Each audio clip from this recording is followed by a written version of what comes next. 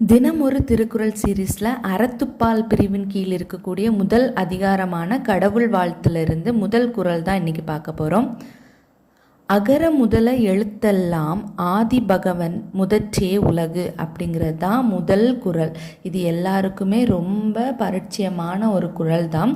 இதுக்கு வரதராசனார் அப்படிங்கிற ஒருத்தர் எழுதின உரையை தான் இன்றைக்கி நம்ம விளக்கமாக பார்க்க போகிறோம்.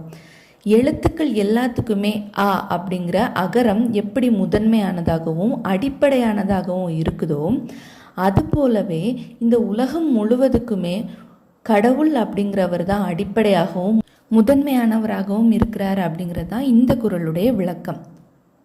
மறுபடியும் ஒரு தடவை வாசிக்கலாமா? அகர முதல எழுத்தெல்லாம் ஆதி பகவன் முதற்றே உலகு.